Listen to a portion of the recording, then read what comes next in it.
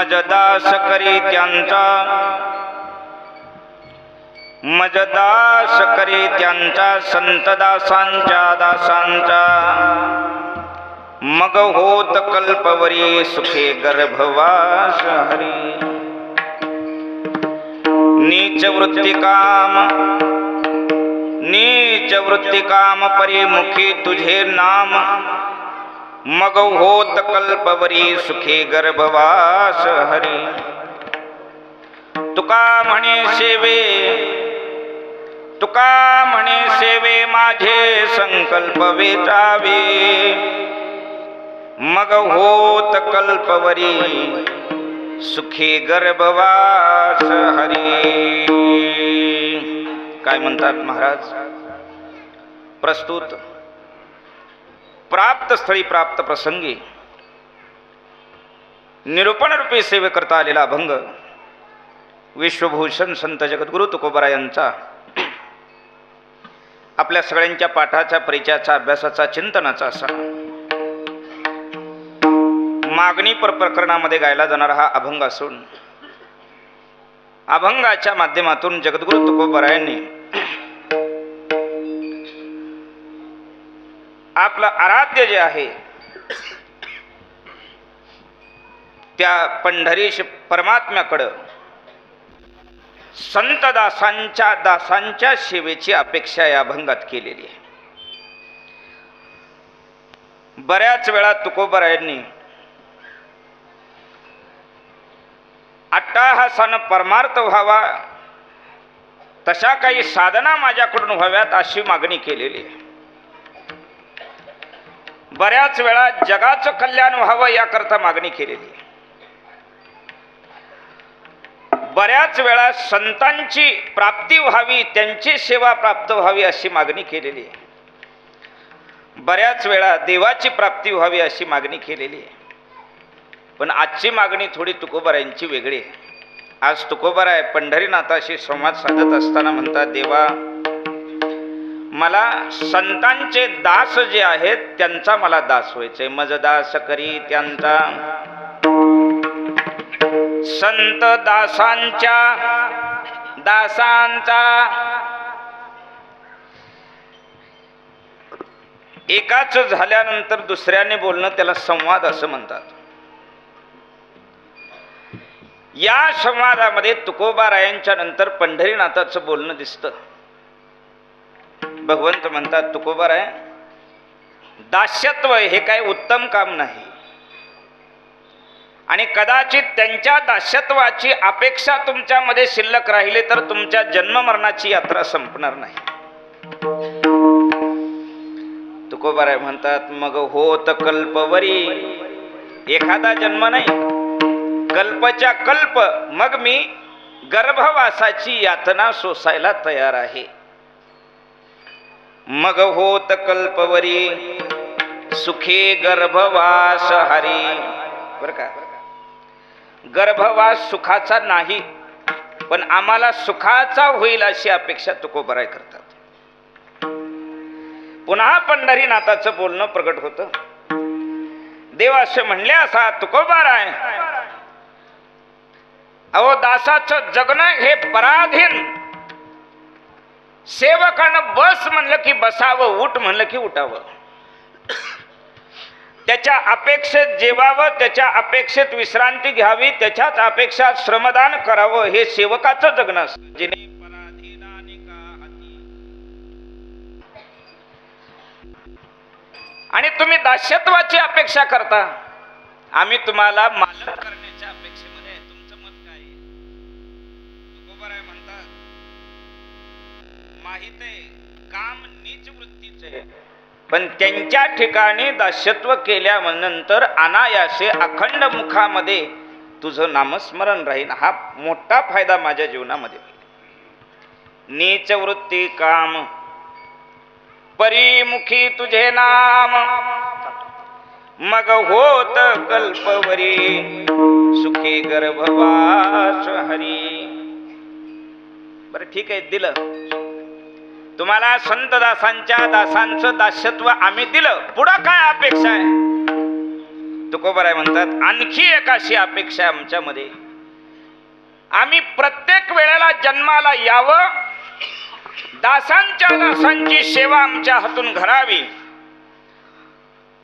आणि काय कर्मधर्म प्रारब्ध योगाच्या संयोगातून आमचा देह जात असताना, मरत असताना आमच्या ठिकाणी संत सेवेचा संकल्प शिल्लक असावा. तुका म्हणे सेवे माझे संकल्प वेचावे, मग होत कल्पवरी सुखे गर्भवास हरी. असा अभंगाचा शब्दशः अर्थ आहे. सेवेला सुरुवात करण्यापूर्वी थोडासा परिहार. प्रतिवर्षाप्रमाणे भगवान श्री गणेशांच्या जयंतीच्या निमित्तानं या गणेश नगर मधील होत असणारा हा अखंड हरिनाम सप्ताह सर्वच संप्रदायावर नितांत प्रेम करणाऱ्या, श्रद्धा असलेल्या तुम्हा सर्व भाविकांच्या अथक परिश्रमातून हा पार पडत असतो. इचलकरंजी परिसरातील प्रत्येक कार्यक्रम एकमेका सहाय्य करू अवघे धरू सुपंत या नेमातून बघायला मिळतो. प्रत्येकाची ठिकाणं वेगळी झालीत, मंदिरं वेगळी झालेत, कमिटी वेगळ्या झालेल्या आहेत, परंतु सेवाभाव तो सगळ्यांचा एका ठिकाणी आहे. त्याच नेमानुसार श्री हरिभक्तीपरायण उपास्य बुवांच्या या मार्गदर्शनातून, सद्गुरु मालकांच्या कृपा प्रसादातून, तुम्हा सर्व महात्म्यांच्या सहयोगातून पार पडत असलेला हा सप्ताह आहे. आणि याही वर्षी तुमच्या सगळ्यांच्या प्रेमास्तव, सद्गुरूंच्या कृपेनं आणि भगवंताच्या कृपा प्रसादातून आजची सेवा माझ्या दुर्बळाच्या पदरामध्ये पडलेली आहे. या ठिकाणी तुम्हाला ज्ञानामृत पाजून गेलेले महात्मे, त्यांचं वर्णन देवाने करावं असे आहेत. आणि त्या महात्म्यांच्या नंतर आम्ही येऊन काहीतरी संप्रदायाच्या 4 गोष्टी सांगायचं म्हणजे हे मूर्खाचं लक्षण आहे. पण सेवकाला सेवा कर म्हणल्यानंतर तिथं हुतू पण करायचं नाही, हे ज्ञानोबारायांचं आम्हाला सांगणं आहे. सेवके करावे, राहा उभा म्हणून उभा राहायचं, बस प्रवचनाला म्हणून बसायचं, म्हण चाल म्हणलं म्हणून म्हणायचे. बरं का, आज तू काहीच करू नको, सगळी माणसं निघून गेल्यानंतर मंदिर झाडून काढ, झाडून काढायचं. ते हुतपण कामा नये. हा नियम कुठपर्यंत चालतो? तुकोबारायांचं प्रमाण आहे. तुकोबाराय म्हणतात हा नियम कदाचित काहीतरी अनपेक्षित कार्यानंतर तुमच्या पदाला बाधा निर्माण झाली तरी सुद्धा हे कार्य असंच चालू राहतं. राजकुमाराचं एका मुलीवर लक्ष गेलं, प्रेम झालं, लग्न झालं. आता ती मुलगी कोण झाली? कोण झाली? राणी झाली. आणि पुन्हा 1-2 वर्षानंतर तिच्यावरचं प्रेम कमी झालं आणि दुसरी राणी घरात आणली. आता तो राजा आहे म्हणून त्यानं केलेलं चालन, आपल्यासारख्याने त्या भानगडीत पडायचं नाही. मग आता पहिल्या बायकोला काय म्हणायचं? ती जर समाजामध्ये बाहेर निघाली तर राणी म्हणून निघणार का दासी म्हणून निघणार? कोण आहे ती? तुकोबारायांचं प्रमाण आहे. हे प्रमाण दास्यत्व करणाऱ्या प्रत्येक जीवाच्या पराकाष्ठेच्या शेवटी सुद्धा काही गफलत झाली तरीही त्याच्या ठिकाणी असणारा त्याचा वैभवाचा भाव प्रगट करणारं प्रमाण आहे.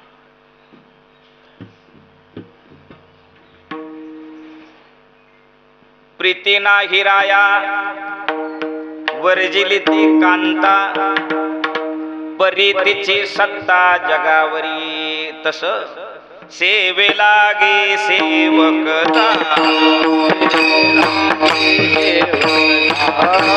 सेवे लागे सेवक तुमच्या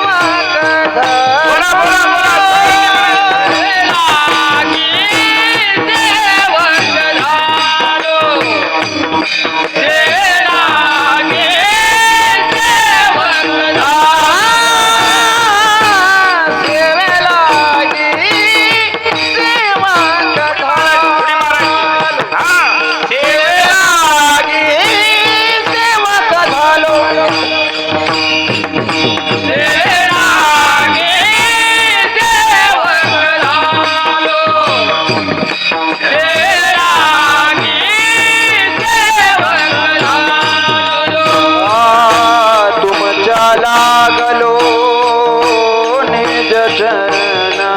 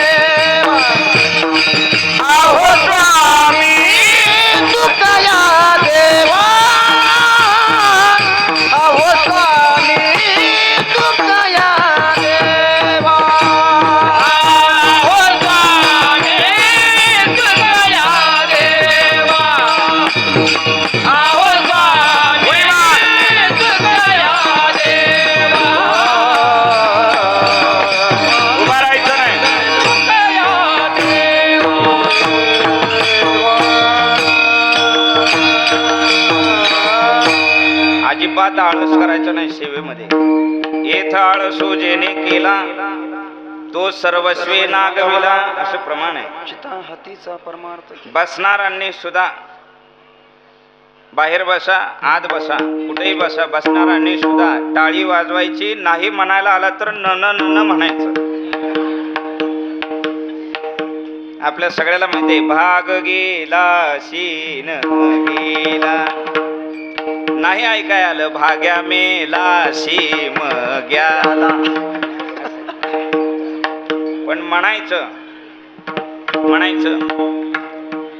तुम्ही टाळी वाजवले का नाही मग आम्हाला कळतं तुम्ही आहे का गेलात ते.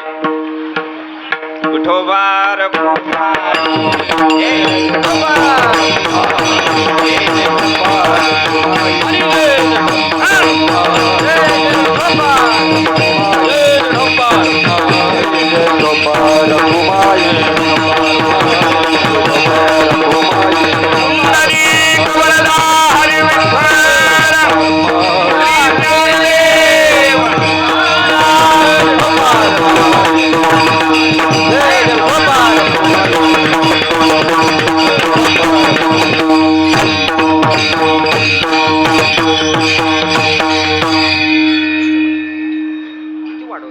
श्री गुरु राव मालकांचं मत असतं 2 तास तुमच्या करता दिलेले, तुम्ही अभंग घेऊन नुसतं 2 तास विठोबा रुक्माई भजन केलं तरी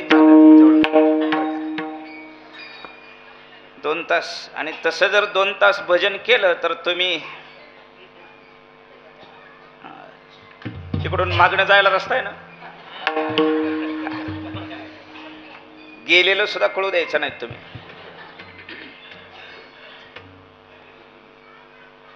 अभंगाच्या द्वारे जगद्गुरु तुकोबरायांचं पंढरीनाथांच्या बरोबर बोलणं आहे, संवाद आहे. खूप मोठी शंका असते. संवादाकरता महात्म्यानं मंदिरामध्येच गेलं पाहिजे का असं अजिबात काही नाही.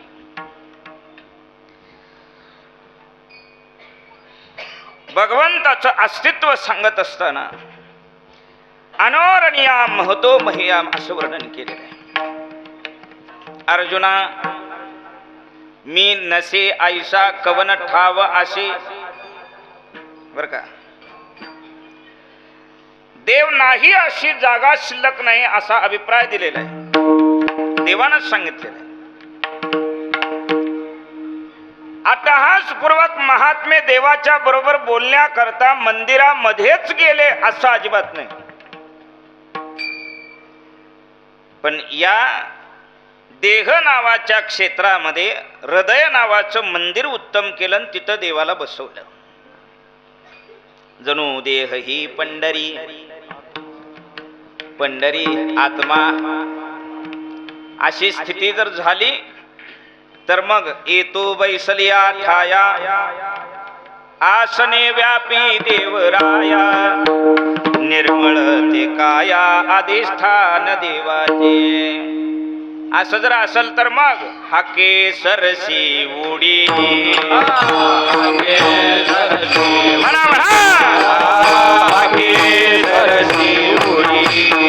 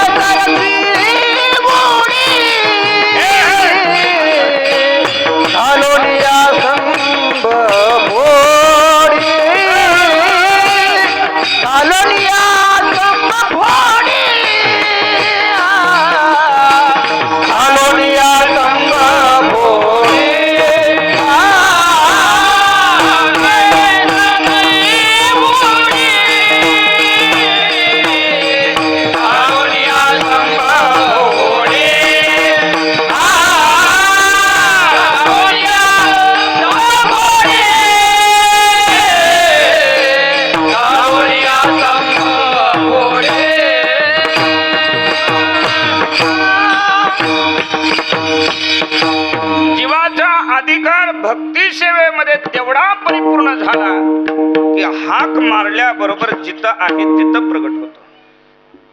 प्रगट होतो म्हणण्यापेक्षा त्याच्या पाठीमागच फिरत राहतो. मागे पुढे उभा, पुढं मागे पुढे उभा आहे सांभाळीत, आलिया आघात निवाराया. देव उभा मागे पुढे, काहीच साकडे पडवणे दे. मनोनी हिंडे मागे मागे, घरटी जागे घालीत, घरटी जागे घालीत से, घरटी जागे घालीत से. मनोनी हिंडे मागे मागे, म्हणा म्हणा,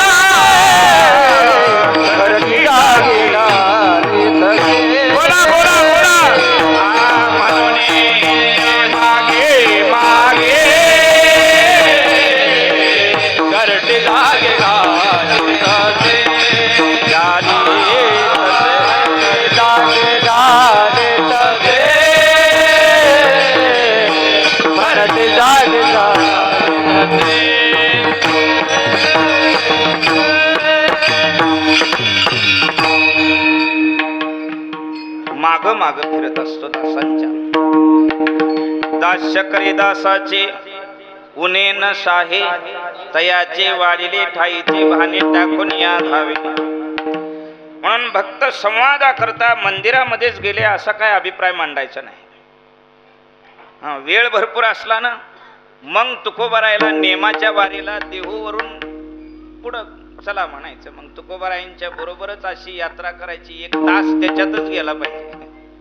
कशात? देहूवरून पंढरपुरात येण्यापर्यंत 1 तास गेला पाहिजे. वेळ भरपूर असेल तर. आता आधीच मी दुर्बळ आणि मला आहे कमी वेळ. थोडं जुळलं का समीकरण? असल्या जुळवाजुळ्या केल्या असत्या तर 1 ट्रकभर लिखाण झालं असतं. पण ज्ञानेश्वरी पाटी जो ओवी करेल मराठी तेने अमृताची ताटी जाण नरोटी ठेवली म्हणून तसलं काही करायचं नाही.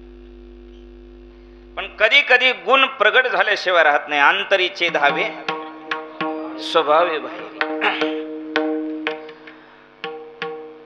संतांचं मागणं देवाकडे हे त्याच्या इच्छे नसतं. मागण्याकरता विशिष्ट अधिकार प्राप्त व्हावा लागतो. आणि जोपर्यंत अधिकार प्राप्त होत नाही तोपर्यंत मागूनही काही मिळत नाही. अधिकार प्राप्त नाही. मला सुद्धा कलेक्टर या पदावर बसून नोकरी करावी अशी अपेक्षा आहे. बसवणार का तुम्ही? मी आत्ता म्हणलं तरी बसायला तयार आहे. खुर्ची आणा लगेच बसतो. पण तुम्हा सगळ्यांना माहिती आहे आनंद बुवाची कलेक्टरच्या खुर्चीत बसायची लायकी. मोठ्यानं म्हणलं ते बरं. लायकी म्हणजे अधिकार. आणि अधिकार हा सहज प्राप्त होत नाही. सहज प्राप्त होत नाही.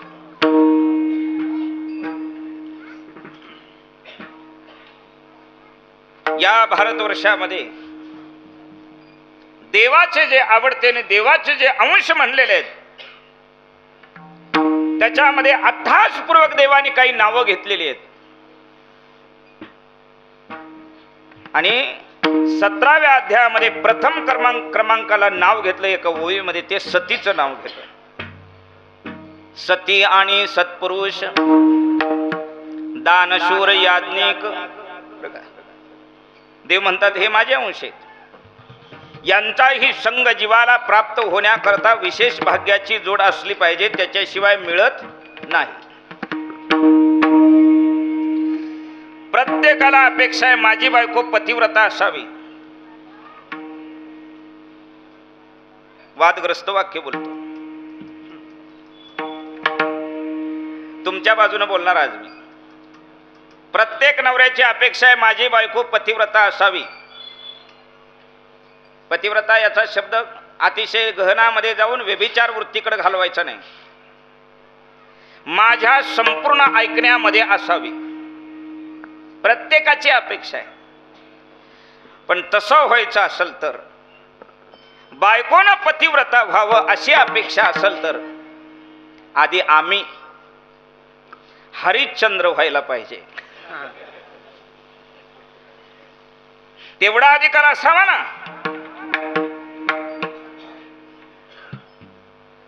स्त्री मधलं सामर्थ्य, सती मधलं सामर्थ्य वर्णन केलं बऱ्याच ठिकाणी. तुका म्हणे पतिव्रता तिची देवावरी काय सत्ता. थांब म्हणलं की सूर्य सुद्धा जागेवर थांबतो. ही सत्ता आहे तिची. महान तपस्वी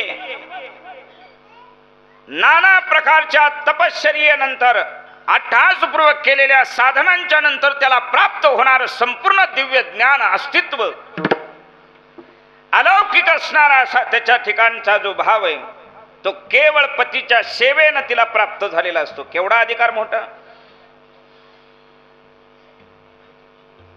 पण त्या अधिकाराची स्त्री प्राप्त होण्याकरता तिनं पतीची या मता याच प्रकाराने अनुसरण करावं लागतो. त्यावेळेस अधिकार प्राप्त होतो. कशी ओवी आहे. पतीची या मता पतीची या मता अनुसरोनी पतिव्रता अनायासी आत्महिता भेटे तिथे, अनायासी आत्महिता. तिला कीर्तनाला जायची गरज नाही, गळ्यात माळ घालायची गरज नाही, दिंडीला जायची गरज नाही, तिला अभंग पाठ करायची गरज नाही, कुठं भजनाला जायची गरज नाही, यज्ञ करायची गरज नाही, याग जप तप हे सगळं केलिया वाचून तिला अनायासे प्राप्त होतं. ते केवळ पतीच्या मतानं जीवनानुसरण केलं.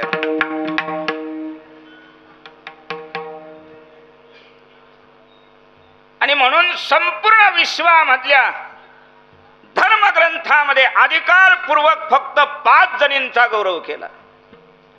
पतिव्रता म्हणून. किती जणी? कुठल्या कुठल्या?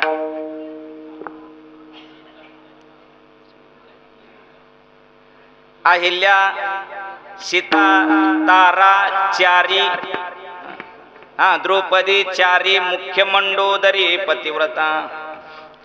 अहिल्या, सीता, क्रम चुकतोय का बघा. अनुसया याहून वेगळी ठेवलेली. सखोला चिंतन केलं तर या 5 जणींच्या मध्ये सुद्धा काहीतरी उणीव जाणीवते, पण अनुसयेमध्ये तेवढी सुद्धा नाही, म्हणून यापेक्षाही वरिष्ठ. बरं का. आता हा आपल्यातल्या आपल्यात वाद शोधायचा नाही. केवळ 5च का असाव्या? कारण त्या पदावर बसण्याचा अधिकार प्राप्त करून घेतला. पतिव्रता आहे. ओळखायचं कशावरून? लक्षण. बाह्य अंगावरची काही लक्षणं दिसतात. बाहेर लक्षण म्हणायचं, गळ्यामध्ये मंगळसूत्र आहे, हातामध्ये हिरवा चुडा आहे, पायामध्ये जोडवी आहेत, कपाळाला कुंकू आहे किंवा टिकली आहे, बाजारात हुकली आहे. घामानं हात पुसला की जाते निघून. एखाद्याच्या घरी आंघोळीला जावा, बाथरूम मध्ये सगळ्या भिंती सुवासिनी केलेल्या असतात त्याने. मगाला टिकली, बादलीला टिकली, नळाला टिकली, आरशाला टिकली, कांगव्याला टिकली. अरे का. असाच कुठतरी बुवा सोप्याला चिटकून बसला आणि त्याच्या पाठीला लागली टिकली. कपडे धुवायला बायकोकडे दिल्यावर तिला ती शर्टाला टिकली लागलेली दिसली की तिनं धुता धुता शर्ट फाडला. कीर्तनाला गेलता, कीर्तनाला गेलता, कीर्तनाला गेलता, गेलता कीर्तनाला, पण काय घेऊन आला? टिकलीचं गारानं खूप अवघड आहे. माणसानं बसताना चांगली जागा असो की नसो, पण बसायच्या जागेला टिकली चिटकवली का बघून बसावं.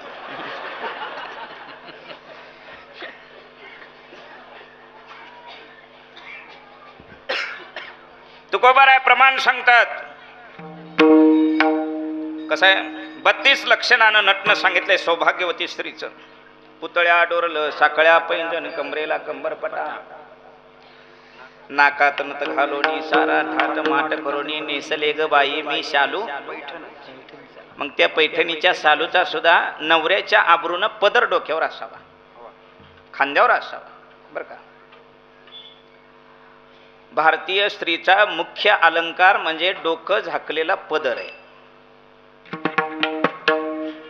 आता हे असं बोलायचं मला कीर्तनात की मग भांडणं लागते. तुमचा आहे का तुमच्या ताब्यात, हिता आमच्या. अवघड आहे बाबा. म्हणून किती मनापासून हसलात तुम्ही. कुछ तुम जानो कुछ हम जानो, अंदर की बात. तुकोबाराय सांगतात, अलंकारानं सतीत्व प्रगट होत नाही. भ्रताराचा भोग योग्य रीतीने घ्यावा लागतो. साजे अलंकार जरी भोगीता भ्रतार, जरी भोगीता भ्रतार, जरी भोगीता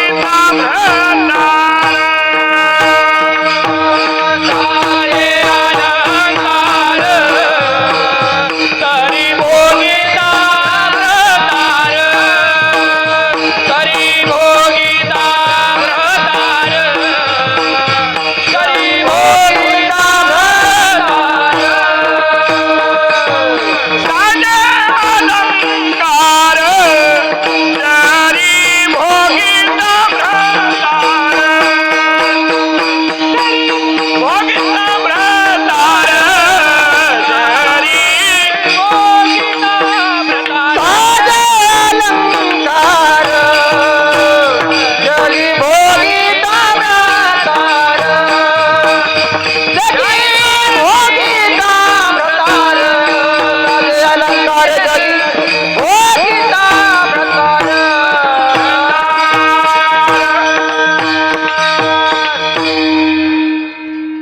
अधिकार प्राप्त तेव्हा होतो भ्रतार भोगावा, म्हणजे त्याच्या इच्छेनुसार संपूर्ण जीवन घालवावं.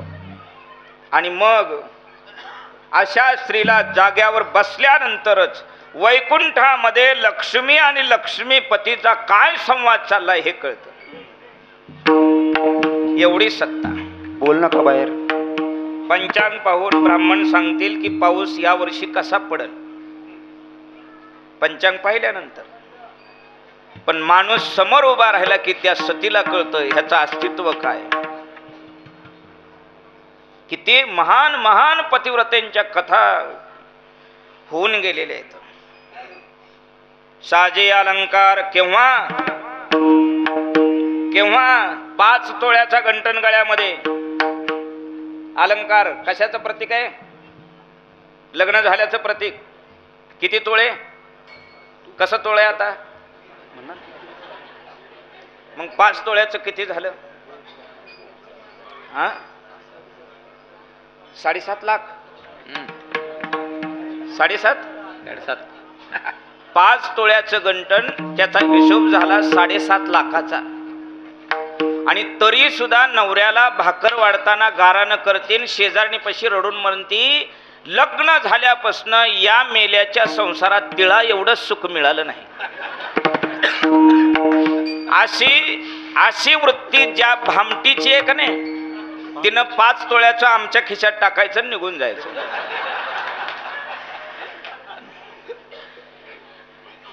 त्या अलंकाराला शोभा तेव्हा आहे जेव्हा पती त्याच्या मतानुसार भोगावा. साजे अलंकार. साजे काय होतं पूर्वीच्या स्त्रियांचं? 6 महिने डोक्याला तेल लावायला मिळत नव्हतं. पण असं एखाद्या उत्सवाला त्यांनी मोठं पिंपळाच्या पानाच्या आकाराचं कपाळाला कुंकू लावलं ना, ती स्त्री समोर आली की असं हात जोडावं वाटायचं, लक्ष्मी म्हणून. गेलं का नाही मातीत सगळं? आता कुंकू बी गेलं, आता टिकल्या सुद्धा गेल्यात. एका एकेच्या टिकल्या दुर्बिणीनं बघायला पाहिजेत, तेव्हा कळतं ही जे आहेत का वैकुंठवासीत आले. सावध बर का, सावध. अलंकाराला किंमत तेव्हा आहे ज्या वेळेस पतीच्या मतानुसार अनुसरण होईल.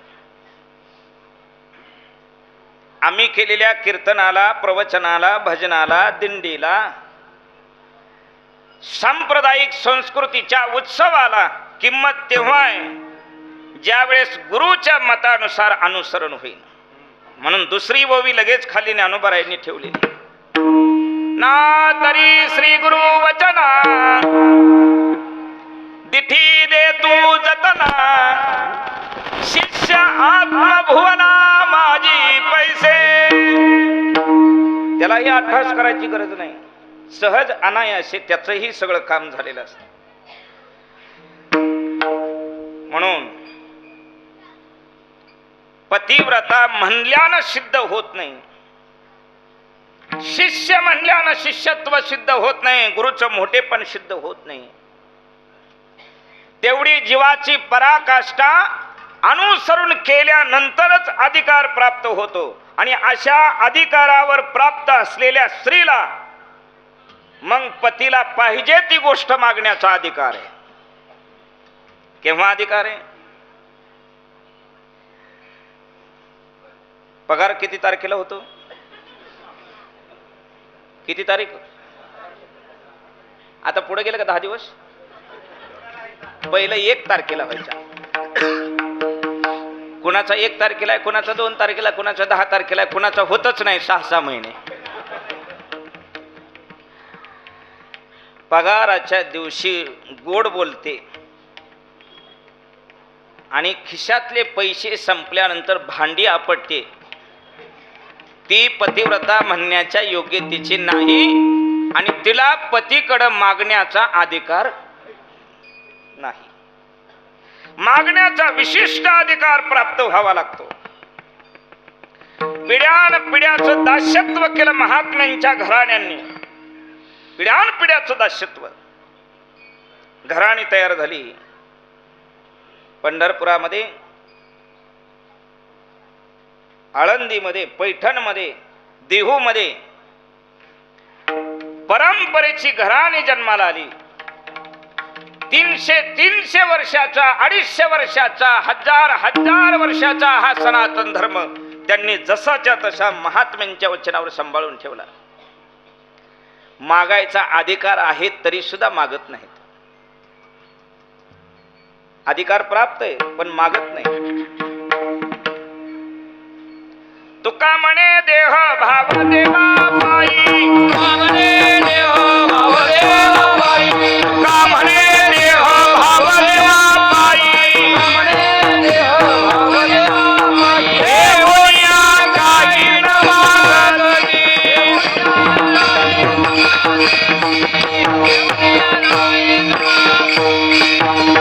तुका म्हणे काही देव देवा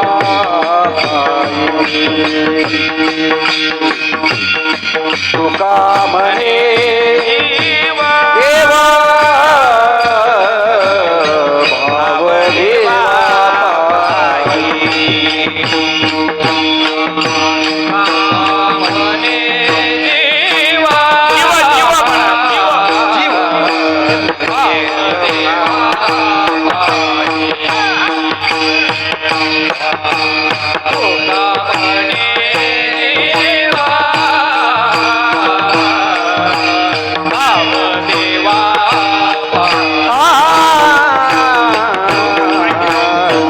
तुका म्हणे देवा भाव देवा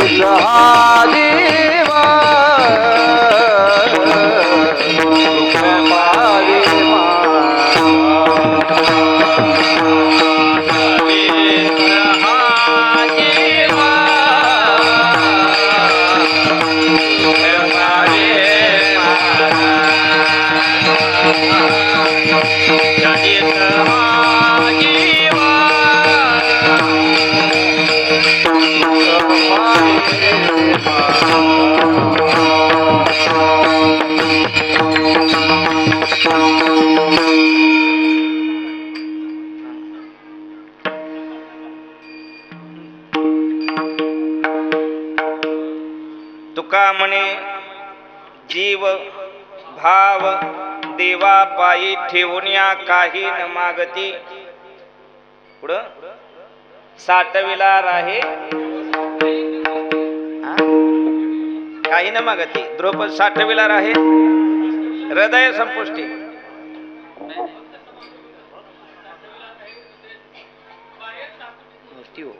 बर असं असो, कीर्तनात चूक झाली पाहिजे, पण कीर्तन चुकीचं झालं नाही पाहिजे. कीर्तनात चूक झाली तर काय होतं म्हणजे प्रमाण चुकावं, ओवी चुकावी, चुकू नये बरं का, पण चुकावं का. परत इचलकरंजीमध्ये बुवा आला का नाही ती असा येत नाही.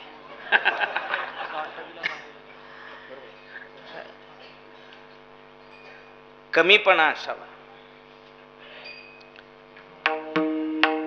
तुका म्हणे मज फिरता माघारे, तेने गुणे पुरे तुम्ही जाना.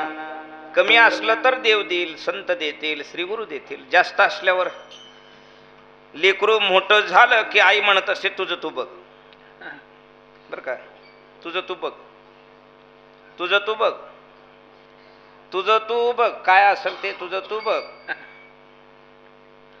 12वीतच लग्न करून आलं. आता बुवा कीर्तनाला आलं की म्हणायची बघा त्याने कसं केलं. आता तुझं तू बघ, तूच सांगितलं, आता मला त्याच बघायला कशाला. जाण देले करू माता लागे दुरसारू, म्हणून नेणता असावं.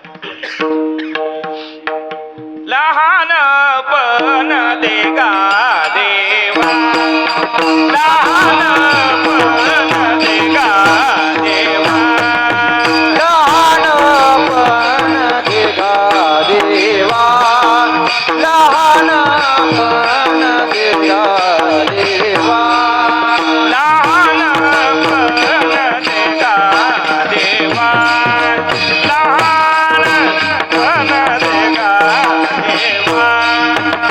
लहानपण देगा देवा, लहानपण देगा देवा.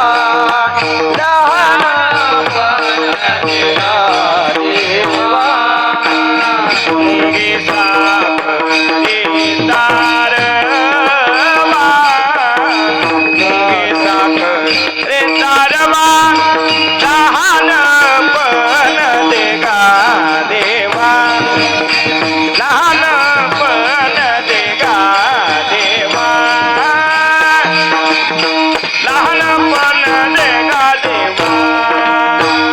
मुंगी साखरे तारवा, मुंगी साखरे तारवा, ऐरावत रत्न थोर, ऐरावत रत्न थोर, ऐरावत रत्न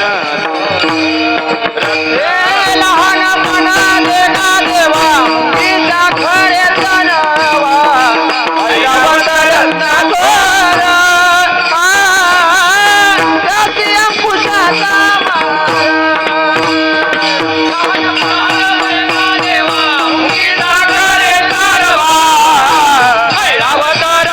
थोर,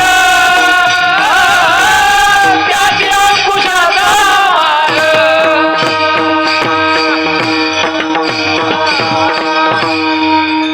जाणून असावं पण नेमतेपणामध्ये जीवन जगावं. विषयपण मिरवे आवडोने, बरं का. कितीतरी अधिकार संपन्न वरिष्ठ महात्मे निर्वाहापुरते अन्न आच्छादन, आश्रमाशी स्थान कुपी गुहा असा आयुष्य घालवलं. पण सांगायला जर सुरुवात केली, त्यांनी पठन करायला सुरुवात केली, तर वेदातलं एक अनुस्वारात सुद्धा फरक पडू देत नव्हते असे महात्मे. पण भूक लागली की करपात्री होऊन जेवण करायचे. 2 अभंगावर कीर्तन करणारे कीर्तनकार बुवा. किती? 2. आलिशान गाडीमध्ये फिरायचे.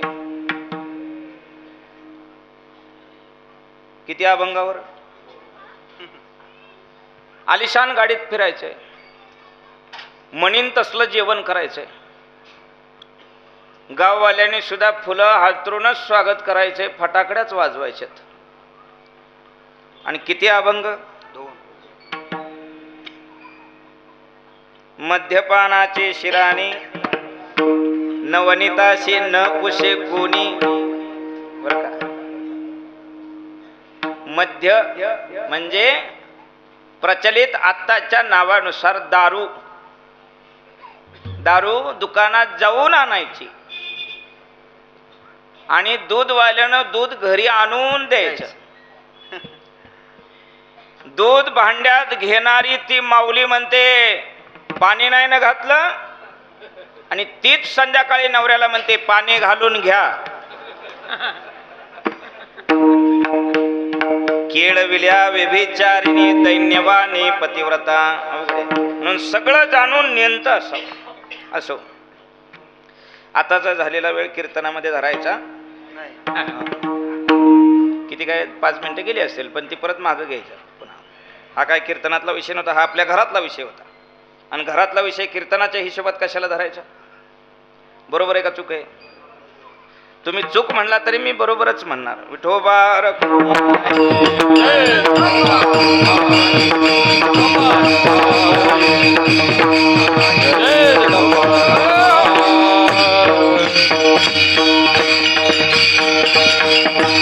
तुका म्हणे जीव भाव देवा पायी ठेवण्या काही न मागिते. अधिकार प्राप्त झाला मागण्याचा तरीही मागत नाही. प्रत्येक जीवाच्या जीवनामध्ये 3 गोष्टी नित्य घडत असतात. प्रत्येक मानवाच्या जीवनामध्ये जीवहानी, मानहानी आणि वित्तहानी. असा एकही नाही की या 3 त्रिपुटी मधला सुटून बाहेर निघलेला आहे. जो कोणी निघलेला आहे तो सुद्धा याच प्रक्रियेतून पुढे गेलेला आहे. जीवहानी त्याच्या घरामध्ये झालेलीच आहे, वित्तहानी झालेलीच आहे, होतेच, आणि मानहानी सुद्धा होतेच. सखोल चिंतन केलं तुकोबारायांच्या जीवनातलं या 3 गोष्टी ओघाओघानं एका मागं एक हात धरूनच आल्या. जीवहानीला सुरुवात झाली. तुकोबारायांच्या घरामध्ये वडील वारले, पाठोपाठ आई वारली, पाठोपाठ थोरले बंधू सावजी त्यांची बायको वारली, आणि शिवशंकरांच्या प्रसादात प्राप्त झालेला हा पुत्र त्यांच्याच वृत्तीनुसार वैराग्यवंत कधी घर सोडून गेले कुणालाच कळालं नाही. किती माणसं झाली? 4 झाली. तुकोबारायांची बायको मेली पहिली. त्यांना झालेलं आपत्य आईचं दूध प्यायला नाही म्हणून तेही मेलं. किती माणसं झाली? दावणीला असलेली शेकडो जनावर एका मागं एक मेली. शेवटी 2 बैल राहिली होती व्यापाराला, त्याच्यातला सुद्धा एक मेला आणि एकच बैल राहिला. कुणाच्या घरातलं हे? कुणाच्या? पण का माझ्या वाट्याला असं केलं आलं आणि तू याची काहीतरी सोडवण करावी असं तुकोबारायांनी कधी देवाच्या समोर मागणं मागितलं नाही, कधीच म्हणले नाहीत. आई बाप म्हातारे झालते, मेले तरी काय हरकत नाही, पण माझी बायको का मारली? बायको मर नका, पण माझ्या वंशाची वृद्धी झाली ज्या निमित्तानं तो माझा पुत्र लगेच का मारला? नाही अपेक्षित असा भाव देवाच्या समोर कधी प्रगट केला. जीवहानी झाली आणि पाठोपाठ येणाऱ्या भीषण अशा दुष्काळानं वित्तहानी झाली. काहीच द्रव्य शिल्लक राहिलं नाही, काहीच द्रव्य शिल्लक नाही. तरीही अभिप्राय दिला तुकोबारायांनी, खूप चांगलं झालं. बरे झाले देवा निघाले दिवाळे, निघाले दिवाळे. बरे झाले देवा निघाले दिवाळे, निघाले दिवाळे. बरे झाले देवा निघाले दिवाळे, निघाले दिवाळे.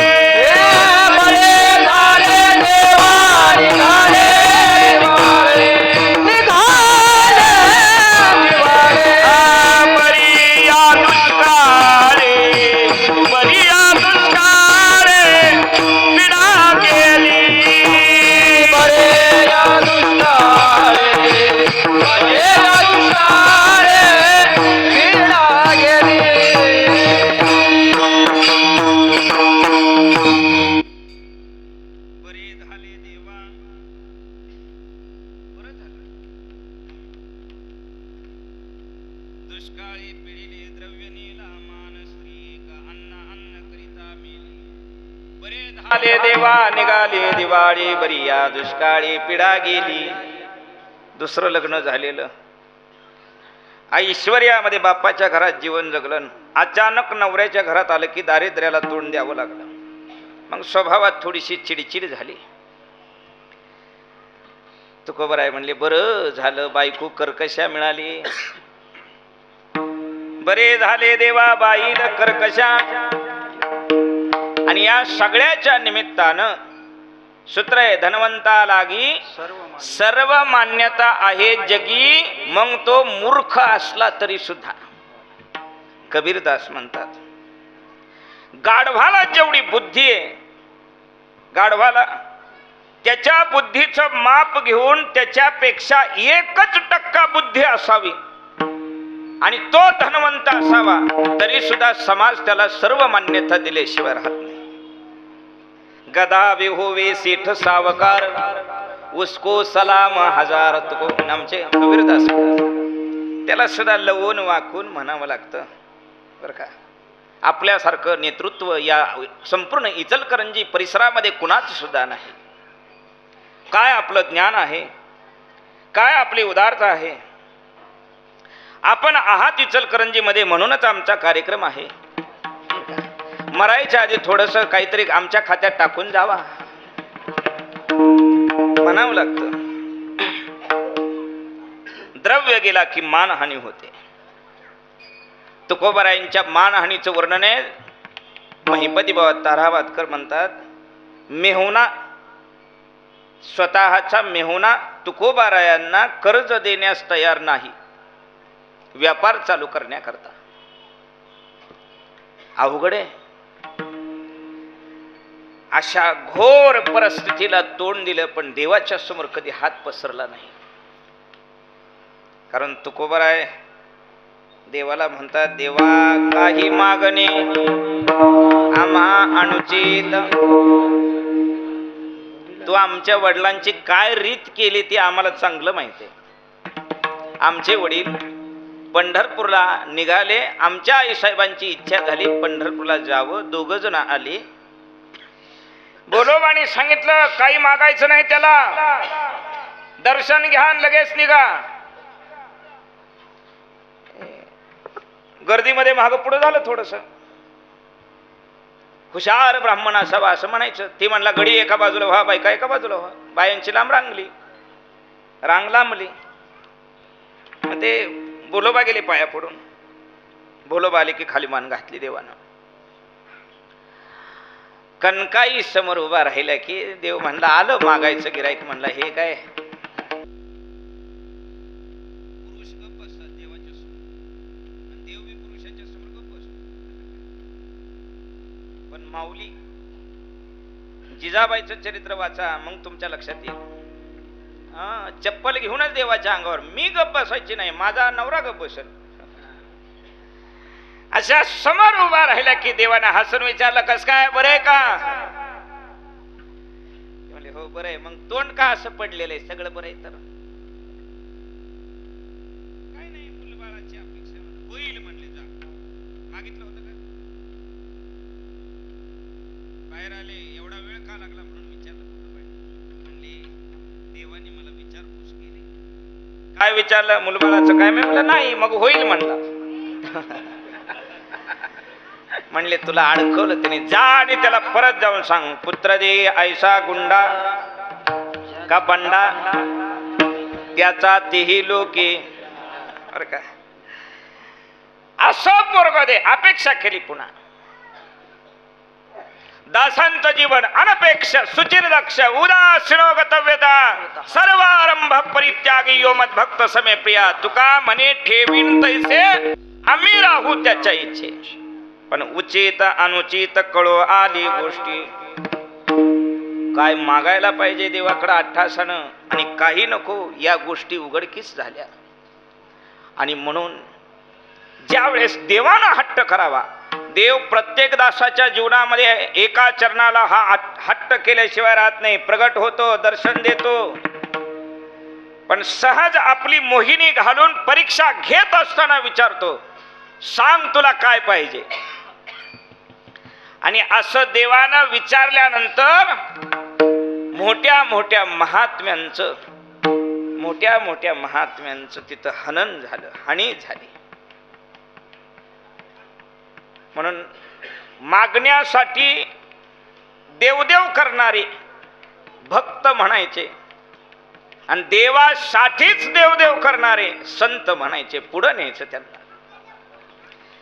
देव प्रगट झालेला आहे आणि आढळ पदाची अपेक्षा केली.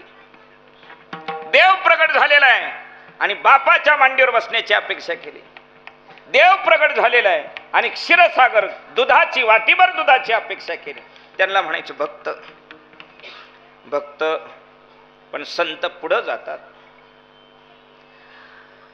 संत संगतीच्या सुखाची पूर्ण अनुभूती आणि जगाला मागण्याची अक्कल यावी याकरता म्हणून प्रस्तुत अभंगात तुकोबारायांचं म्हणणं झालं, देवा तुमचा अट्टहास आहे आज काहीतरी मागावं, तर आमची अपेक्षा आहे तुम्ही आम्हाला संत दासांच्या दासांचा दास करावा. मज दास करी संत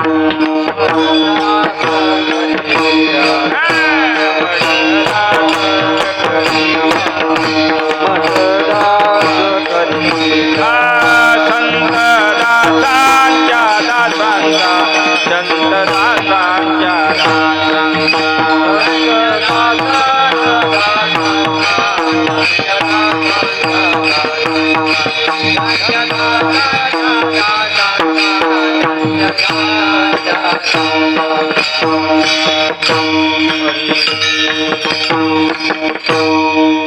मज दास करी. असं ती मागायची वेळ काय येते? जीवनामध्ये अपूर्णता आली की मागायची वेळ येते. आपल्या घरातलं संपलं की शेजाऱ्याचं घर आठवतं. नसलं आपल्याकडं की आपल्याला काही जीव विषयाची पूर्तता व्हावी म्हणून मागतात. त्यांचं येणं जाणं सृष्टीमध्ये केवळ त्याच्यातच रंगलेलं असतं, विषयाची पूर्तता व्हावी. रावणासारख्यानं सीतेच्या अपेक्षेनं सीतेच्या दारात उभा राहावं आणि भिक्षा मागावी. भिकारी मोठ्या रावणाचं उदाहरण असलंय तर आमच्या सारख्यांना कुठं ठेवलेलं असेल देवानं सांगा. प्राप्त झालेल्या आयुष्याच्या घडीमध्ये आपण आपल्याला आपल्यावर अवलंबून असणाऱ्या प्रत्येकाला देवाच्या समोर याद्याच्या याद्या करून मागितलेलं असतं. कोण आहेत आम्ही? विषयाची पूर्तता होण्याकरता मागणं मागितलेलं आहे. भिकारीच आहे तो, मागतोय त्याला काय म्हणायचं? हा, मग भले या देशाचा पंतप्रधान असो, 4 वेद 6 शास्त्र 18 पुराण, सर्व विश्वाला मान्य असणारा एखादा अधिकार संपन्न व्यक्ती असू द्या, मागितलं की कोण झाला? काही माणसं परमार्थ मागणारी असतात. परमार्थ पुरता हाती दे, माझे सर्वस्व तू घेई, तुझे नको काही, मनोरथाची नाही चाडमज, नामा म्हणे देवा जन्म जन्मांतरी, करीन मी हरी सेवा ऋण. ह्या सेवेची भावना तरी मागावी लागते. काही माणसं फक्त देवाचं प्रेम मागतात. प्रेम सुख देई, प्रेम सुख देई, प्रेमाविन नाही समाधान, प्रेम सुख देई, प्रेम सुख देई. केवळ प्रेम मागायचं देवाकडे. काही वर्गात माणसं जीवनातील विशेष प्रसंग त्यांच्या समोर उभा राहिला की संत श्रीगुरूंची अपेक्षा करतात. आणि आज जगद्गुरु तुकोबाराय संत दासांच्या दासांची अपेक्षा करतात. मजदास करी त्यांचा, संत दासांच्या दासांचा, मग होत कल्पवरी सुखी गर्भवास हरी. एक दृष्टांत सांगतो फक्त आणि मधली चाल देऊया. ती वेळ पुढे चाललाय म्हणून त्यांनी डबल चाल म्हणली नाही, असं झालं ते बरं का. थोडं वेळेकडे लक्ष दिलं पाहिजे. आणि जेवण सगळं शिजून तयार असल्यानंतर एवढा वेळ लावून चालत नाही.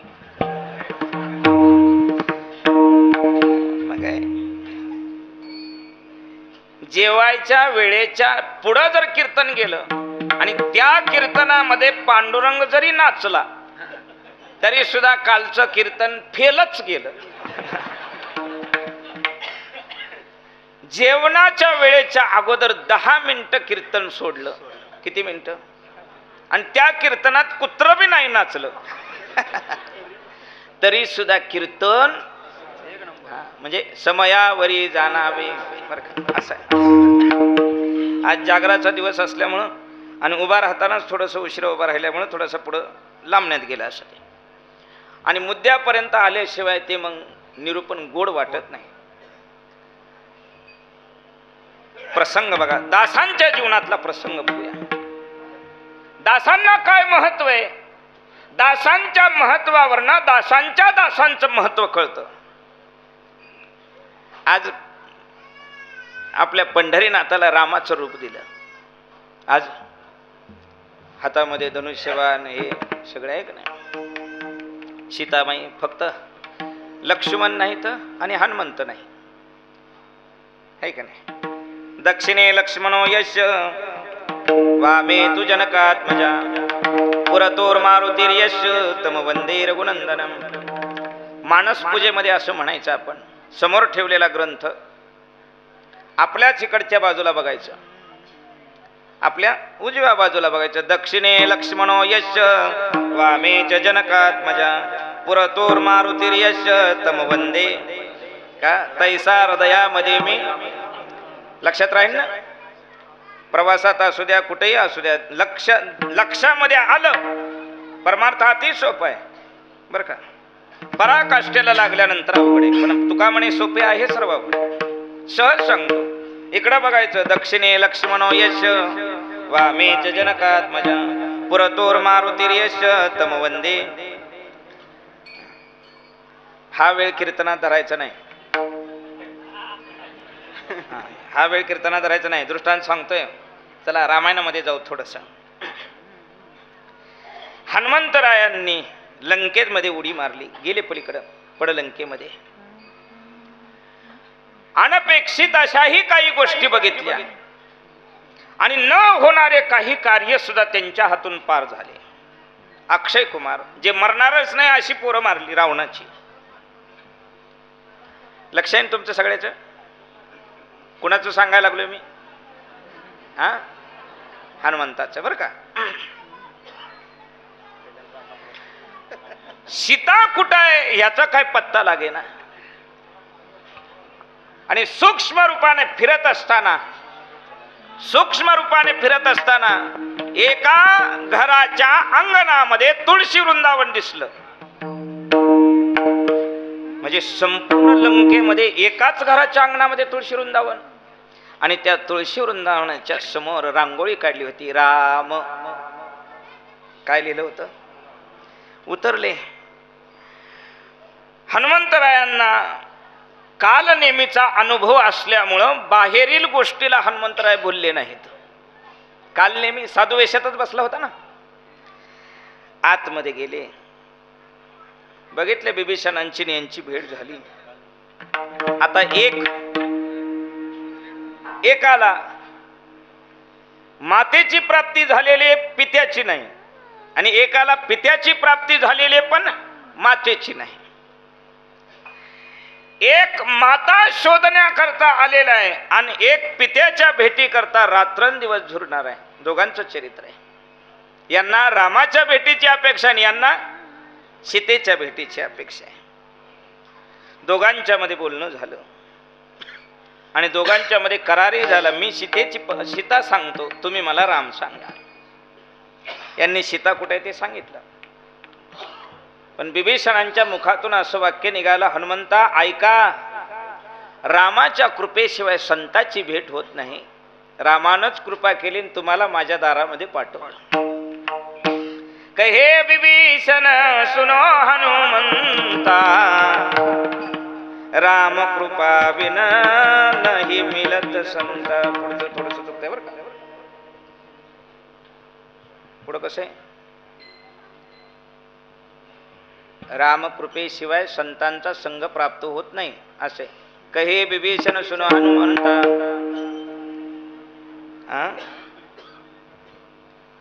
राम कृपा बिना संग नाही संता. कसं असेल ते घरी गेल्यावर रामचरित मानस मध्ये तपासून बघायचं. हा, आणि मग सीतेचा शोध झाला. सीतामाईंच्या भेटीचं सगळं यथार्थ जे घडलेलं चरित्र आहे लंकेमधलं, आमच्या हनुमंतरायानं ब्रह्मदेवाकडे जाऊन एक ब्रह्मपत्र लिहिलं का आपल्या मुखानं मी काय केलंय हे सांगायचं नाही. सेवकाचा नियम असतो हा. सेवा सांगितलेली करायची, पण काय सेवा केली ह्याची वाच्यता करायची नाही. हनुमंतराय परत आले. ती अंगठी समोर टाकली का नाही सीतामाईच्या हनुमंतरायानं, तिथं एक नवल झालं असं म्हणतात. अंगठी समोर पडली.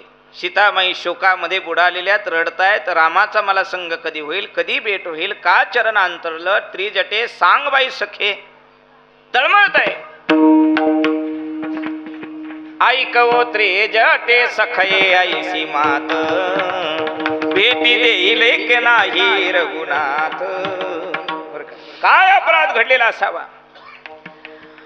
संधी बघितली आणि अंगठी समोर टाकली. राम मुद्रा अंकित अंगठी, त्याची रामाची मुद्रा उठवलेली रामाक्षराची, आणि अंगठी समोर पडल्या बरोबर एकनाथ महाराज म्हणतात आमच्या सीतामाईनं अस्ताव्यस्त झालेला पदरच सावरला. तेथ एक नवलाव झाला. पहिलं गावोगाव रामायण लागायची, वर्ष रामायण असायचं. एकानं वाचायचं आणि एकानं अर्थ सांगायचा, असं वर्ष रामायण चालायची. त्याचं आयोजन करणाऱ्याच म्हाताऱ्या माणसांच्या हातामध्ये मोबाईल आलेले सारखं. हे वर गेलं तरी ह्याचं बोट वर करायचं बंद होईना, अवघड आहे. त्याचा वापर कितपत असावा याला खूप मर्यादा आहे. प्रमाणामध्ये सर्व काही असावे. हे वेळेच्या पुढे कीर्तन चाललंय ना, असं वेळेच्या पुढे मोबाईल सुद्धा वापरायचा नाही कधी. ते तर एक नवलाव झाला, मुद्रिकानो हे श्रीरामाला, ऐसा जानकीचा भाव गमला, सरसा विलाचळ पदर सावरला. त्या अंगठीला हृदयाला धरून रडल्या सीतामाई आणि विचारपूस केली, कसे दोघे बंधू सांग, तू किती भाग्याची, असं वर्णन केलं. हनुमंतरायांची भेट, हे वर्णन, हे पत्र रामाच्या समोर उभा राहिल्यानंतर रामाने विचारलं काय झालं सांगा म्हणलं की पत्र हातामध्ये दिलं आणि लक्ष्मणाने पत्र वाचायला सुरुवात केली. लक्ष्मणाने, आणि तिथं वर्णन आलं सीतामाईंनी अंगठी पाहिल्यानंतर रामच आला की काय असा भाव झाला आणि पदर सावरला. हे वर्णन ऐकल्या बरोबर रामाला सुद्धा असं वाटलं हे ब्रह्मपत्र नाही, माझी सीता चाली. यस्य प्रीती तस्य प्रीती. एखाद्याचं प्रेम आपल्यावरचं कमी का झालं त्याचं पहिलं कारण आहे आपलं त्याच्याविषयीचं कमी झालं. कुणाचं बी असू द्या, इथं जेवढं असेल ना समोरून तेवढं येतं. जेवढ्या जोरामध्ये चेंडू तुम्ही रबरी भिंतीवर माराल तेवढ्याच जोरात. कर्मसिद्धांत तसाच आहे. केले कर्म झाले त्याची उपजले मेले. ते रामप्रभूची अवस्था पाहिली, सीते म्हणून धाव घेतली ब्रह्मपत्राकडं आणि हनुमंतरायांना क्रोध आला. एकच कारण आहे माझ्या स्वामीच्या दुःखाचं आणि ते म्हणजे सीता, आणि मी प्रत्यक्ष जाऊन सुद्धा आणली नाही आत्ताच्या आत्ता सीता आणतो आणि माझ्या प्रभूचं दुःख बाजूला करतो. म्हणून असं रूप धारण केलं आणि उडी मारायला सुरुवात केली. अशी उडी मारणार रामाच्या लक्षात आलं. कुठे ते तैसा हृदयामध्ये मी न सांगता तुम्हा कळो येते अंतर विश्वी विश्वंबर परिहारची न लगे. हृदयात जाणवलं ते. आता नाही मी आता चाल देत नाही, पण दृष्टांत संपल्याशिवाय मधली चाल देत नाही असं आहे. ऐकताय ना? नवऱ्याची वस्तू बघितली तरी डोक्यावर पदर घेणारी तिला म्हणायचं सीता मी पुढचं बोलणार नाही, माझा वेळ संपलाय. पुढल्या वर्षी बोलल, त्याच्यावर काय बोलायचं ते. परिणाम असा, हनुमंताला रामप्रभूने मिठी मारली. हनुमंताचं मत झालं यांच्यासह उडी मारीन. लक्ष्मणानं मिठी मारली, दोघांना घेऊन निघाले. जामवंतानं मिठी मारली, त्यांना घेऊन निघाले. अंगदानं मिठी मारली. अशा 5ही जणांना घेऊन निघाले आणि हनुमंतरायांनी संकल्प केला, मी या सगळ्यांना घेऊन लंकेमध्ये जाईल. राम प्रभू रावणाचा वध करतील, कुंभकर्णाचा वध करतील, लक्ष्मण इंद्रजित आदी दैत्याचा वध करतील आणि आम्ही राहिलेली 3 जण बाकी सगळी राक्षस सेना संपवू, सीता घेऊन येऊ. एकाच पानावर युद्धकांड संपलं पाहिजे. किती रामायणामध्ये युद्धकांडात वेळच घालवायचं नाही. कुणाची इच्छा? हनुमंतरायांची. आणि या 5ही जणांना घेऊन हनुमंतरायांनी अशी आकाश मार्गात उडी मारायची तयारी केली की श्रीराम प्रभूनं मिठी सोडली आणि हनुमंताच्या पायावर डोकं ठेवलं. कुणाच्या? कुणाच्या? बुवाचं काय चुकलं का काय? बुवाचं चुकलं का काय?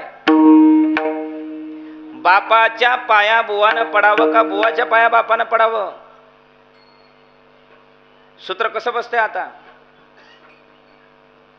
कुणाच्या? रोज सकाळी उठल्या उठल्या बुवानं आई बापाच्या पाया पडायचं का आई बापानं बुवाच्या पाया पडायचं? हा, बुवानं पडायचं. मग बापानं कधी पाया पडायचं आमच्या? तुकोबारायांचं सांगणे, पितयाने तैसा वंदावा कुमर जयाचे अंतर देव वशे. बर का? जयाचे अंतर देव वशे. बापानंही पोराच्या पाया पडलेलं चालतं, पण त्याच्या अंतकरणामध्ये देव असेल तर, नटी असलं तर नाही, मग चपलीने हाणायचं.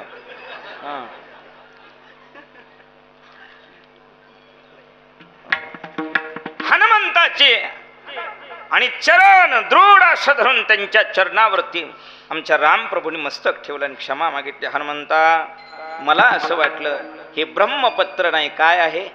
सीता आहे, म्हणून माझा भाव तसा झाला.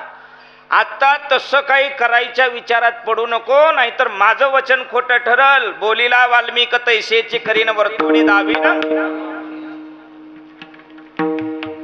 दासाचं दास्यत्व पराकाष्ठेचं उच्च कोटीचं झालं की ज्याचं दास्यत्व आम्ही करतो तो आमचा दास होतो. हे दासाच्या जीवनातली आणि विशेष अलौकिक असणारी घटना असते. अशा दासांच्या सहवासामध्ये दास्यत्वा करता जर कुणी राहिला तर दासानं दास्यत्वानं जेवढा प्रभू प्राप्त करून घेतलेला आहे, जेवढं दास्यत्वामध्ये त्याला अनेक वेळेला अनेक प्रसंगाला तोंड द्यावं लागलेलं आहे, हानी सहन करावी लागलेली आहे, तेवढी हानी या शरीरानं करावी लागत नाही. दासांच्या सेवेला लागलं की अनायासे भगवंताची प्राप्ती होते.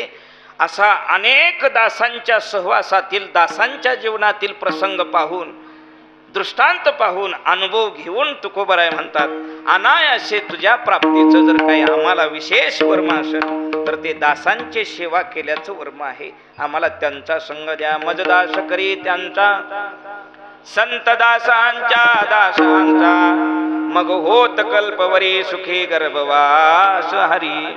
थोडक्या वेळामध्ये मधली चाल म्हणा पडदेशी.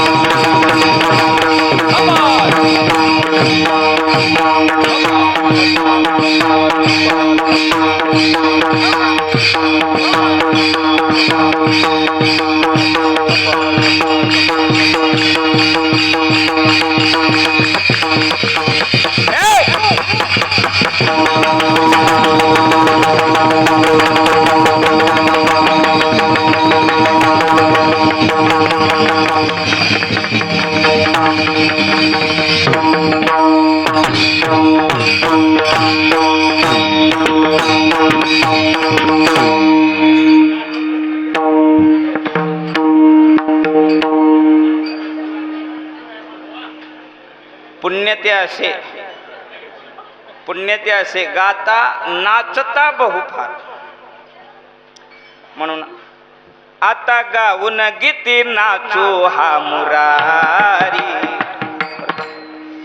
कीर्तन सांगितलं म्हणजे पुण्य असं नाही, असलही कदाचित, पण गाण्या नाचण्यामध्ये भरपूर पुण्य. म्हणून थोडा घाम यायचं राहिलाय गाणी.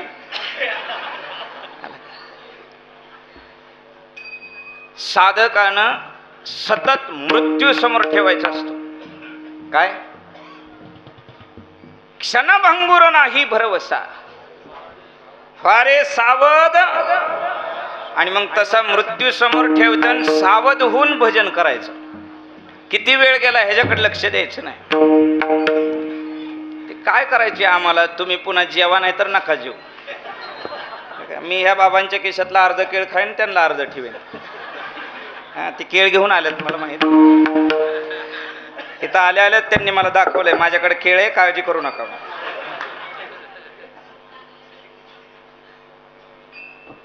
संकल्प शिल्लक ठेवा अशी तुकोबारायांची अपेक्षा होते. देवा तुमची कृपा व्हावी. एकतर संत संग खूप अवघड आहे. चंद्रामृत सुखे सेवविल, आस्ता जाता रवी धरवेल, बाह्या सागर खेळात रवेल, परी त्या साधूची भेटीन होईल ऐसे कैसी आम्ही भेटती ते साधू. तुकोबारायांच्या अगोदर एकनाथ महाराजांनी प्रश्न निर्माण केलाय, कसं साधू भेटतील. तुकोबारायांनी त्याचा अभिप्राय देताना उत्तर सांगितलेले, मनी दृढधरी विश्वास, न करी सांडी मांडीचे सायास, साधू दर्शन नित्य काळ त्यास तुका म्हणे, जो विठला जाणीवेसरी. ही जाणीवच आडफाटा निर्माण करत असते. जाणो जाता जाणीव घाली आडफाटा.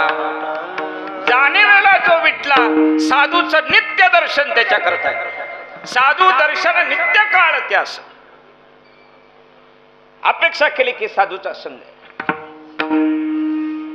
असं जाणीवेला विटलेली माणसं साधूच्या संगतीमध्ये येतात, साधूंचं दास्यत्व करतात. देवाचं दास्यत्व खूप सोपं, पण संतांचं दास्यत्व खूप अवघड आहे, लवकर मिळत नाही. संतांचं दास्यत्व लवकर मिळत नाही, अवघड आहे, बहु अवघड.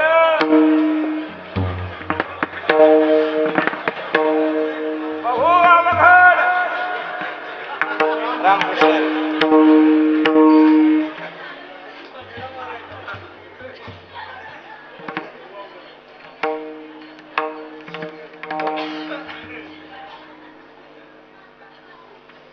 मला तुमचीच अपेक्षा होती.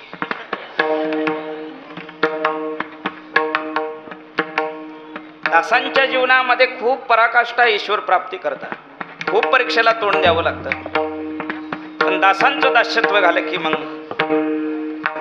कठीण आहे. तिथं सेवा मिळणं ही कठीण आहे, पण एकदा त्यांचं झालं की मग पुन्हा कसली चिंता राहत नाही. म्हणाविता त्यांचे दास पुढे पुढे आस उरेना. तुम्हाला जाता जाता सांगून जाईल मी, असं जाता जाता म्हणण्यापेक्षा सांगूनच जाईल मी, सांगितल्याशिवाय जायचंच नाही. जिजाबाई तुकोबारायांना भाकरी घेऊन जाताना पायामध्ये काटा मोडला भामचंद्रावरती, आणि जिजाबाईंचा काटा काढण्यासाठी पांडुरंग प्रगट झाला. मग पांडुरंग तुकोबारायांच्या जीवनात अगोदर का जिजाबाईच्या जीवनात अगोदर? कोणाच्या? आणि अहोरात्र पांडुरंगाचा विरोध केलेला आहे, अहोरात्र. काळ्या विट्याशिवाय कधी शब्द तोंडातून निघाला नाही. आणि इकडं तुकोबारायांची अवस्था, पांडुरंग ध्यानी पांडुरंग मौनी जागृती स्वप्नी पांडुरंग. आणि मग स्वप्नामध्ये जाऊन जाग केलं. स्वप्नात जाऊन दर्शन आहे तुकोबरायांना. काय म्हणले? नामदेवे केले स्वप्ना माझी जागेन सवे पांडुरंगे. आणि इथं काटा काढायला. बरं आता रानामध्ये काटा काढायचा, कशाने काढायचा? कशाने काढायचा? असा काट्याने काटा काढण्यामध्ये पंढरपूरचा विठोबा खूप पटाईत आहे बर का. म्हणून आपण कुणीतरी भक्ती मार्गातला आहे त्याच्या वाटतला काटा व्हायचं नाही बर का. काटा व्हायचं नाही. सराटा तर अजिबात व्हायचं नाही. सराटा काटा असतो का नाही तुमच्या इकडे? कसं बी टाका एक उभा बर का. काटा तो हात पाय असा हातात घ्यावा लागतो. हातात घ्यायचा पाय. आधी काय जिजाबाई देईनातच, पण ते समोर आलेला दिसला की जिजाबाईनं देवा आता माझं कसं असं नाही म्हणल्या. डोळे झाकून घेतले, ह्याच्याकडे बघायचंच नाही. देवा म्हणलं की जवळ आल्याशिवाय राहायचं नाही. आणि तो इकडे तर इकडं मान केली, इकडं बी उभा दिसला. माग अशी मान वळवली तर माग बी उभा दिसला. चहू बाजूने उभा दिसतोय म्हणल्या. गारुडी हा पाहिजे तिकडे उभा राहतोय म्हणले. बंगालला जाऊन बंगालची विद्या शिकलेला असावा म्हणून डोळे झाकले तर आत हरी. जिजाबाईंना दर्शन दिलेलं आहे. जवळ आला आणि हातामध्ये पाय घेतला. रानात काटा काढायचा आहे बर का. कसा नाही काटा दिसला तर माणूस काय करतो?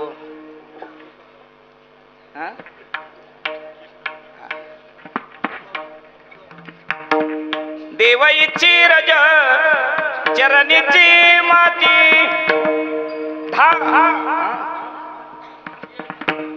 धावत चालती. अवघडे हे संतांचं दास्यत्व केल्याचं फळ आहे.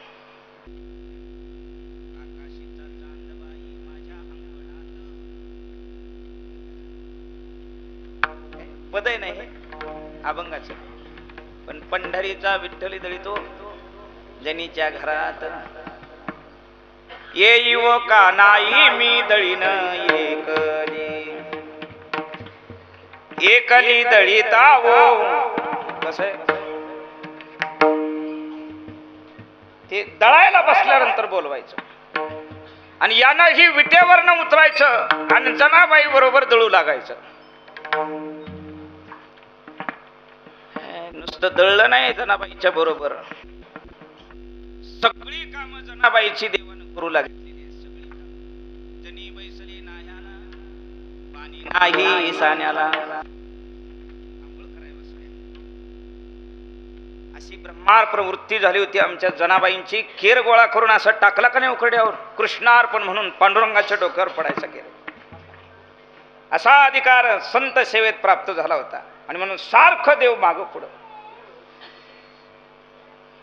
आता तांब्या बुडवून डोक्यावर असाच वतीनं कडक पाणी, त्याच्यात गार पाणी ओतलेलं नाही जनीनं. हे कुणाला माहित आहे? देवाला. स्त्री रूपामध्ये प्रगट झाला देव. तने झाले बाबा, आता लय नको वाढवू. आहेत का घरी? तुम्ही सगळे रावळाला गेलेत. तू काय करते? मी आंघोळीला बसले. आणि मग पंढरीनाथ म्हणाले, आंघोळीला बसलीयस तर 2 तांबे तुझ्या अंगावर ओतून जाते. आतमध्ये आला लगबगीनं आणि म्हणला, जनी बादलीतनं तर वापा निघतात पाण्याच्या, ह्याच्यात गार पाणी घेतलं नाही का?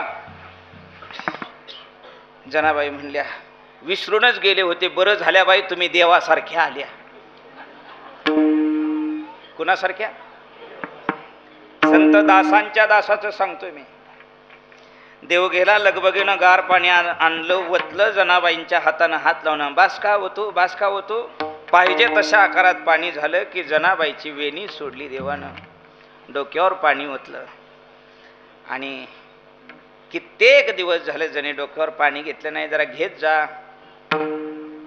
वेळच मिळत नाही. 14 माणसांची सेवा करायची होती जनाबाईंना. किती सोपं नाही संत घरातलं दास्यत्व. बोलायच्या गोष्टी नाहीत. पंढरपुरातल्या महाराजांच्या घरी राहून त्यांचं दास्यत्व करणं ह्या बोलायच्या गोष्टी नाहीत आणि कुणी बोलूही नाहीत. वाच्यता करू नये त्याची आम्ही कसं दास्यत्व केलं ते. थोडक्या दास्यत्वावर माणसं फुगलेली असतात आणि पंढरपूरच्या वाऱ्या बंद झालेल्या असतात. 11:15 वाजत आले. गेलं माझं अर्ध केळ बी गेला आता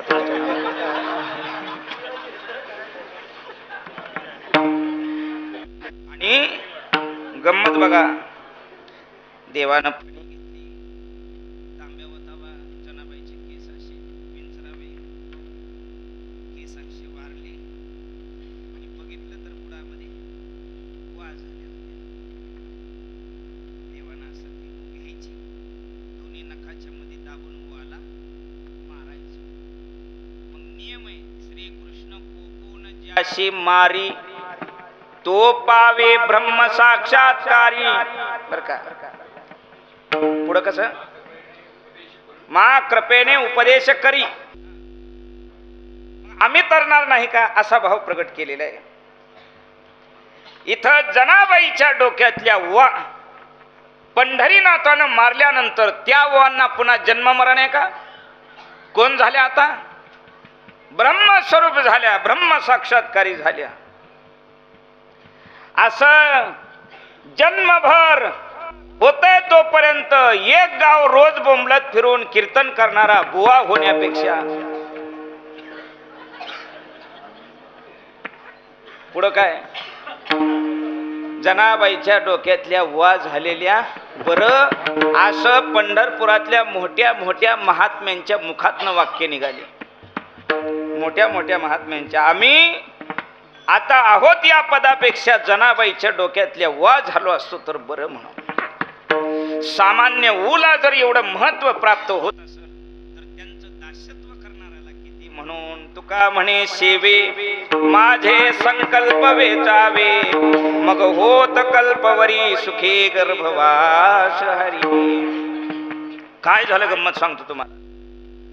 मंदिरामध्ये दर्शनाला गेलं की देव राम रूपामध्ये भेटला. कुठला? आताचा देव. कसं स्वरूप दिले त्यांना? रामाचं. आणि रामायण काय लवकर संपत त्याच्यामुळे आजच्या कीर्तनाला लांबलेला दोष माझ्यावर नाही, तो रामाचा दोष आहे. असं झालेली सेवा तुम्हा सर्व महात्म्यांच्या सद्गुरूंच्या चरणावर समर्पित करून सेवेला थांबूया. म्हणा